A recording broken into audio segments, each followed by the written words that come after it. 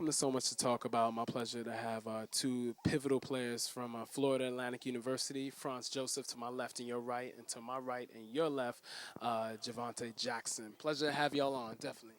Thanks. It's a pleasure to be here. Yeah, you already know it's a pleasure. For sure. And big bowl win against in the Motor City Bowl against Central Michigan, and guys did a great job neutralizing that offense. Thank you very much. I mean, just a lot of hard work and preparation. Thanks to the coaches, a lot of hard work from the players, and the results showed. And I'll say the same. Yeah, it was like a really tough week of preparation and getting ready, getting a lot of guys focused and acclimated to that weather up in Detroit. So real difficult, but we kind of pulled it through. Yeah, that weather. That weather.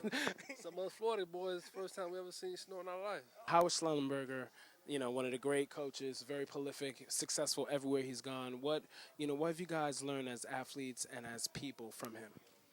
From an athletic standpoint, just the hard work that you put in, you're always going to get back from that, and just the aggressiveness and the hard-nosed aspect of football that a lot of coaches fail to touch across in their practices and throughout your career.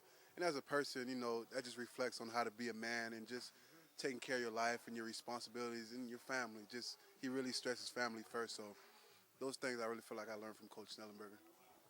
And to touch base what he said, like hard-nosed football, like if that's what you want to look at, like straight to the basic, like you line up, I'm going to knock you off the ball. That's kind of football we played down there. And we kind of got that from him because he's a real tough guy, full pads most of the time. So, being responsible and knowing your stuff and just execution is what we really focus on down there with Coach Stellenberger. So that's what made him a legend, stuff like that.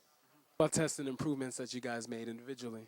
Well, it was just more about a lot of technique. I had some technique, but coming in here, they just took my technique to a whole another level. Like just breaking down from how I run, how I've been down, how just everything, just taking it all, starting from scratch, and kind of picking up everything, how we gonna be doing in the league and stuff like that. So that's what really just took my whole training to a whole other level. It's brought things out of me that I didn't even know I had. Yeah. Just to touch base on what he said about bringing the things out of you, just really felt like Brian did a great job, him and his guys, just teaching the technique of understanding yourself just in certain situations, whether it's running, lifting weights, whatever the case may be, just understanding what you got to get done when you're doing it.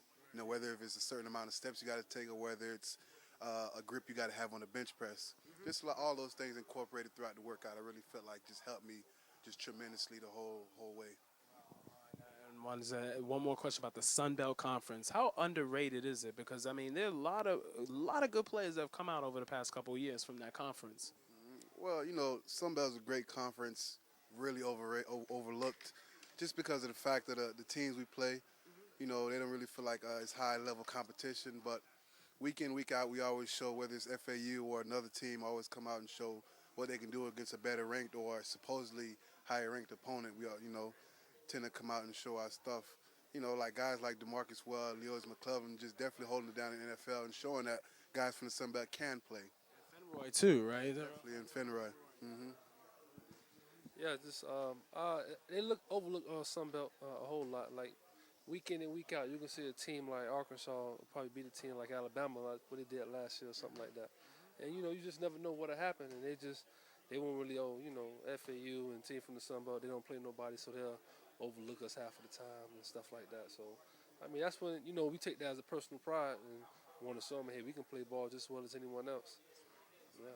I want to say congratulations on this next step of getting an opportunity of moving on to the next level, and look forward to seeing you on Sundays, definitely, because I know you guys definitely have done some great stuff at FAU, and I know you can do your thing in Pro Day and the Combine, so pleasure. All right, it was a pleasure. Thanks. Absolutely. Thank you. Thanks for the opportunity, man. Thank you.